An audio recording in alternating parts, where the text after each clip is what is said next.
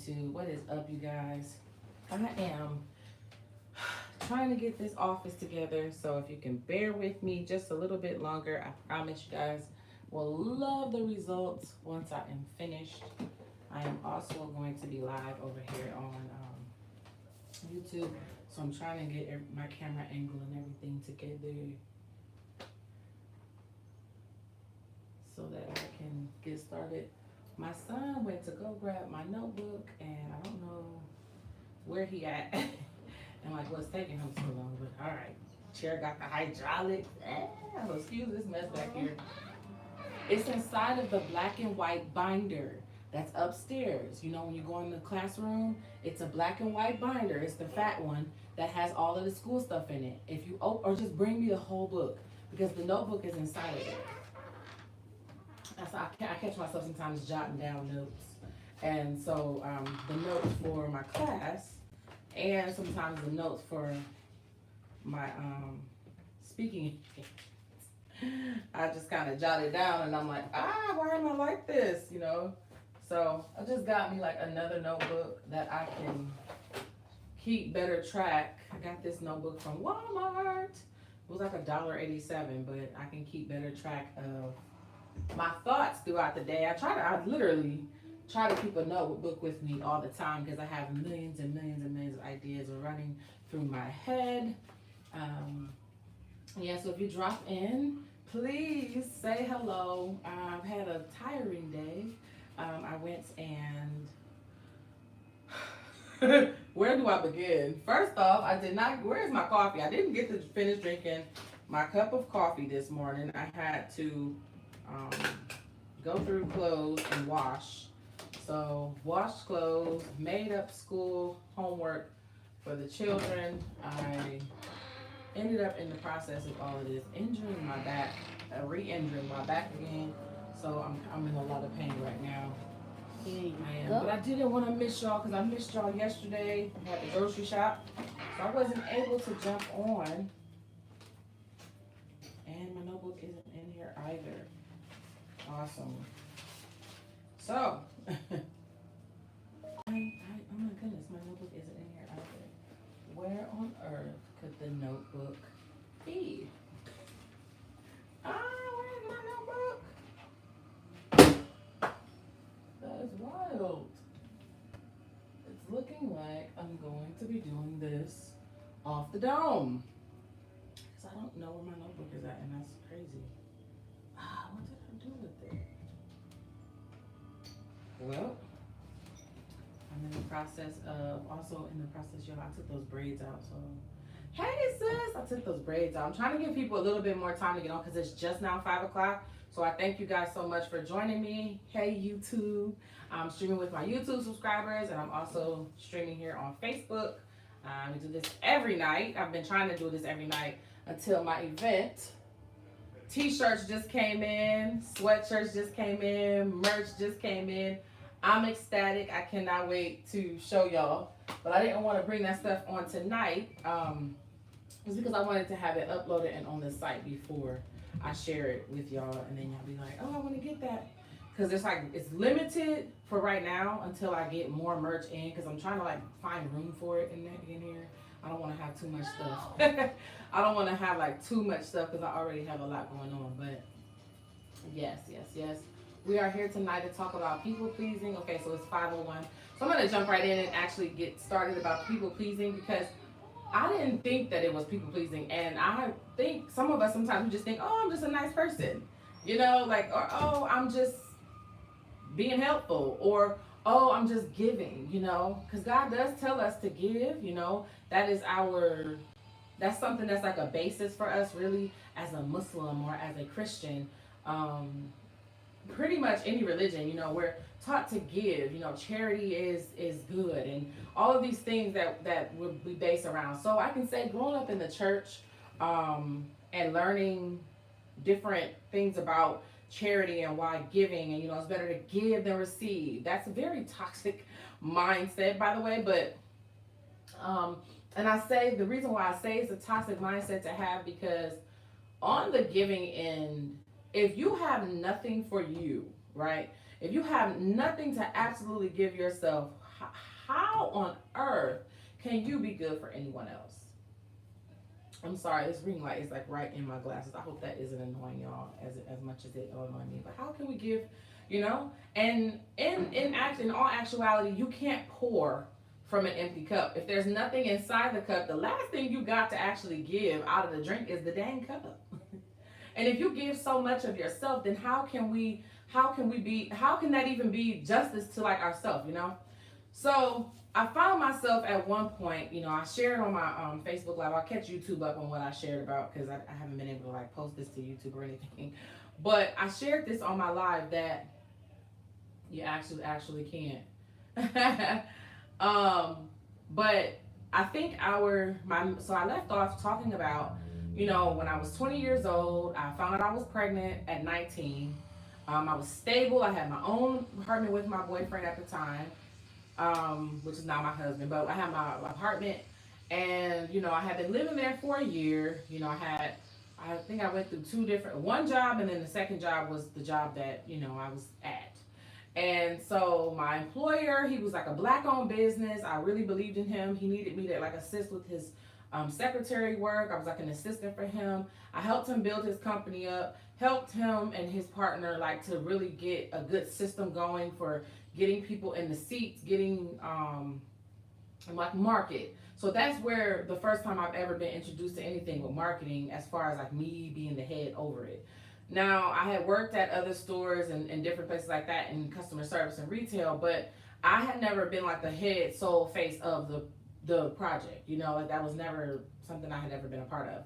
Well, fast forward, you know, he's making money. He begins to do things with the money that is just careless. You know, he's got me writing him checks for dresses for women, and he's just spending his money just crazy, okay? And he's not making sure that he has enough to cover payroll, so he starts firing people. In the midst of that, I'm pregnant, knowing that I'm probably about to lose my job because my employer cannot afford to pay me and my husband. My husband was like one of his best sellers. So I knew that eventually I was about to lose my job, and I went into straight panic mode, anxiety attack. I'm like, oh my goodness, you know, I have bills to pay. I'm only 19. I'm pregnant. You know, I have a car note. I have a phone bill, rent to pay. Like, what the heck? What am I supposed to do?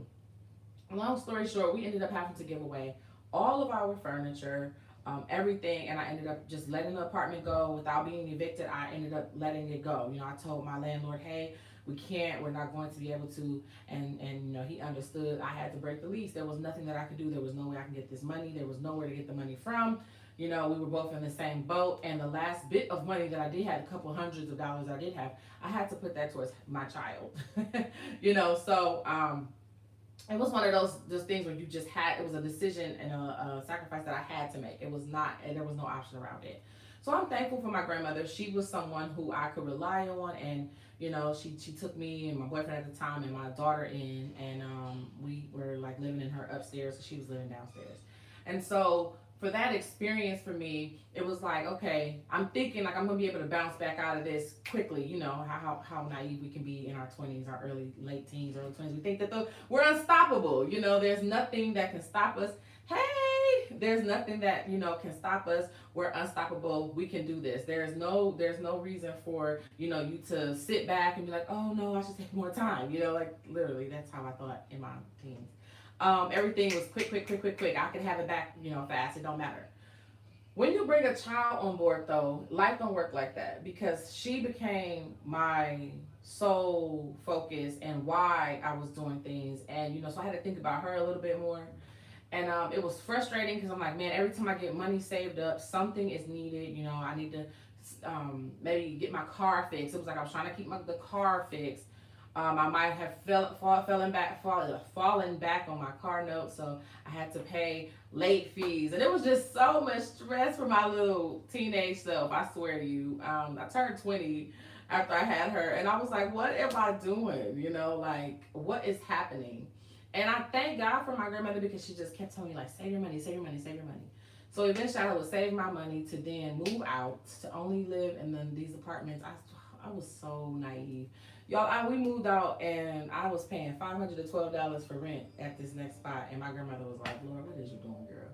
And I'm like, "I got it, Grandma." So I'm gonna work 2 jobs. I'm gonna bust my butt. And so she was watching my daughter. And sadly, when we moved back, because we ended up having to move back after 3 months, y'all, because I wasn't patient.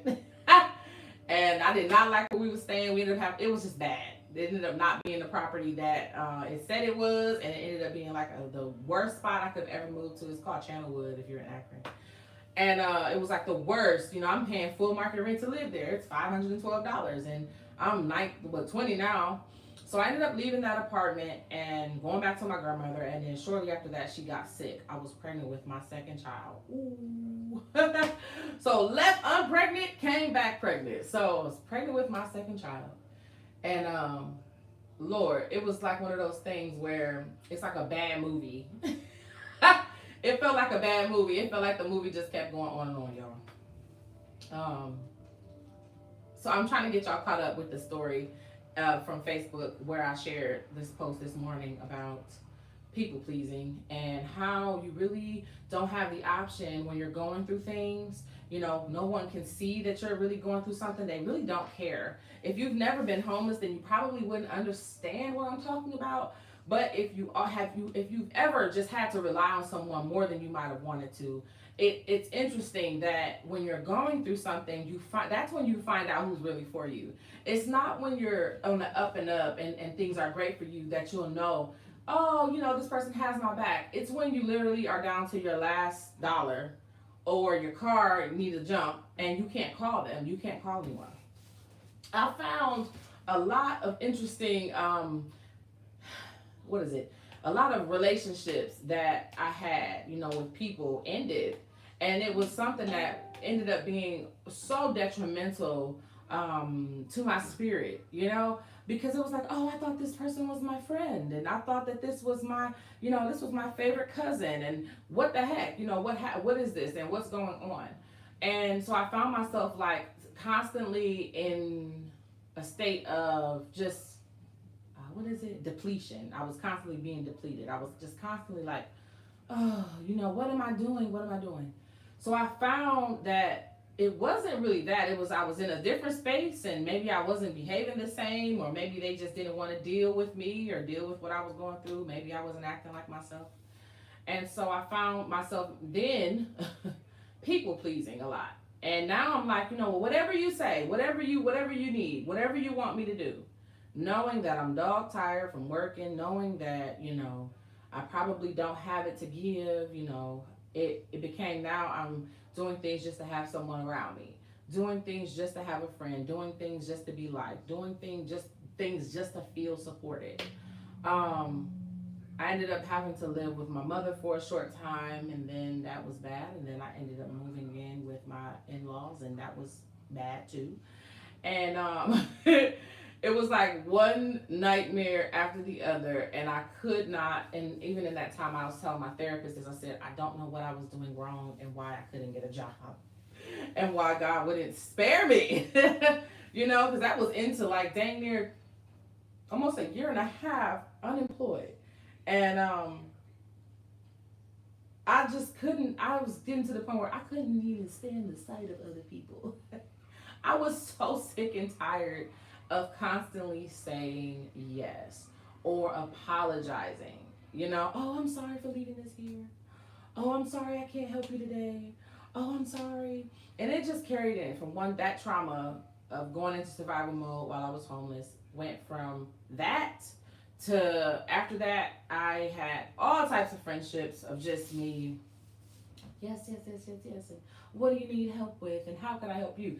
And I would never, ever tell anyone that I needed help. You know, I would never share what I was going through. And I felt like, you know, well, nobody really cares. So I won't burden them. I won't burden them with what I'm going through. They going through a lot. So I'll just listen to them. And so, oh man, my phone would ring and it's, you know, and I'm listening to people's problems. And I'm listening, oh, you need to borrow some money. Let me send you my last. Because, you know, that's what good friends do, you know. And I'm like, but when I call you, it's crickets for me. And oh, no, I don't want to bother you. And I don't want to ask you. And I don't want you to go out your way. And I know you probably can understand what I'm talking about. Because people pleasing comes in different forms, right? It comes in maybe the apologizing too much. It comes in maybe the accepting things that we just probably would have never ever. We know we don't like it, but we accept it. It comes with the sacrificing us a lot more. It comes with us not giving ourselves a chance to really process something. You know, something I love about my husband is that he is one of those people that'll tell you, hold up, give me a second to think about that. Uh, and I would think before, like, oh, he's crazy, he's nuts. Like, you tell people to wait or give you a day. Like, what if they need help right now? Oh, you're right. You know, like, well, what if I need help right now? Well, he always say, I can't give to you if I don't give for myself first. And I'm like, dang, that's a good, that's a good way to be. Maybe I should start applying that.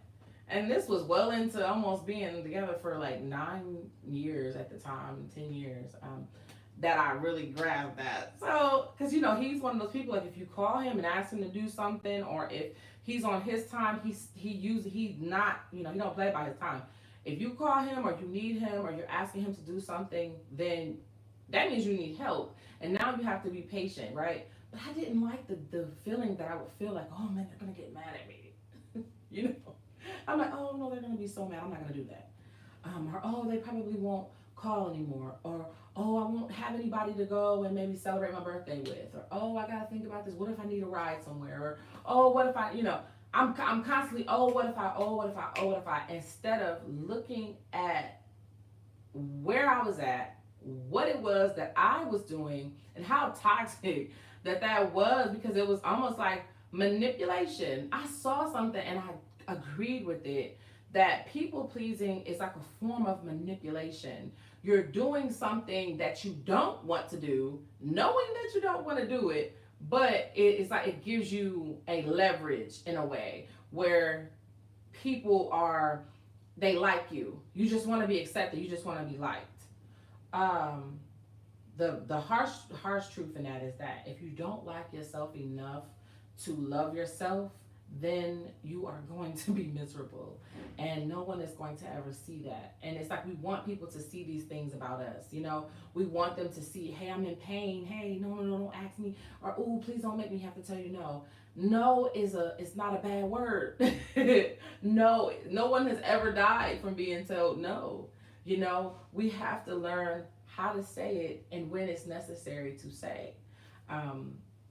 Here I am at 30 and I'm a knower now. So I don't give more than I feel like I'm getting. I am an advocate for reciprocation.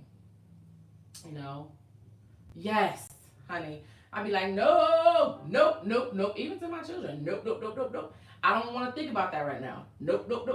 And I'm not. So it's like I'm not doing it. I'm not, It was one of the most freeing words that I could have ever learned. No.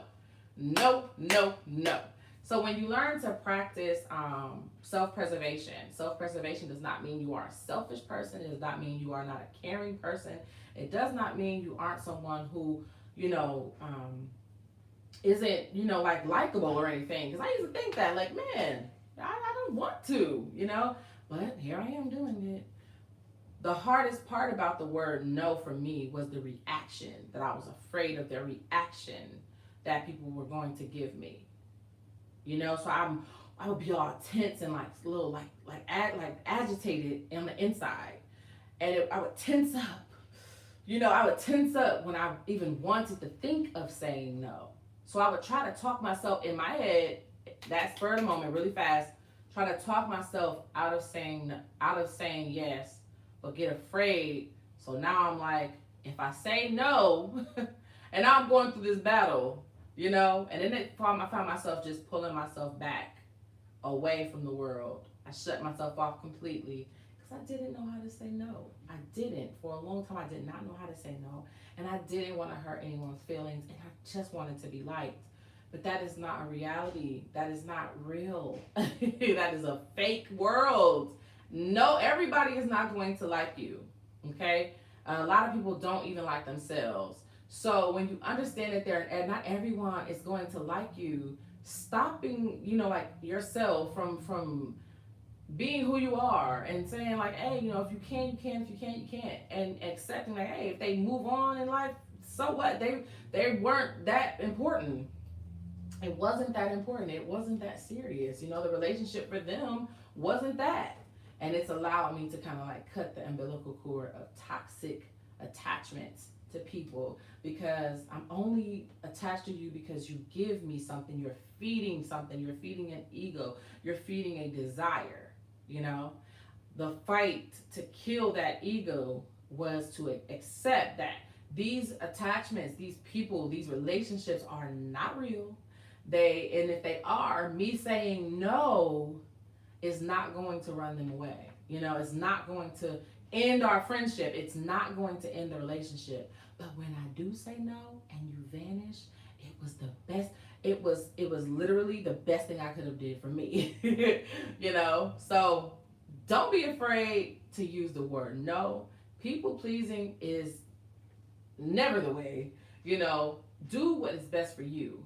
It doesn't mean that you aren't a loving or kind or a kind-hearted person, but giving too much of yourself is unhealthy. And it's no one should ever, ever, ever give more of themselves to someone else than they do themselves. It's called, what do they call it? My therapist said it's a trauma. It's like a trauma bond. It's a trauma attachment, and it's toxic and it's unhealthy. Okay. I just want to say too that Femininely Fearless, we have tickets on sale right now. They are $10 for the early girl gang. You guys can grab your tickets because before the 18th, as of the 18th, they'll be $15. The event is on eventbrite.com. It is Femininely Fearless. We're going to have more dialogue. I'm going to actually get more into what it is to operate in your feminine energy as well as your masculine energy. Talk about some domestic violence. Hopefully, be able to uplift and share. And I do feel like the amount of like responsibility, especially when you've gone through it, that a survivor has to talk about their story, to help prevent, to uplift women who may be in that situation right now. So you have a responsibility. I think that if God allowed you out of that situation, it wasn't just solely for you, for your benefit, but it's to tell and speak truth to his power. Okay, so I love you guys. My back, y'all, it's killing me, but I'm gonna press through because that's what we do. I'm gonna recover. But I love you all. Spread a little bit of glitter everywhere you sit. Until tomorrow. Bye. Boo! You better get your tickets. Check out my other videos here on YouTube as well. I appreciate you guys. And I love y'all, okay? Don't forget, spread a little glitter everywhere you sit. Keep it lit. Bye.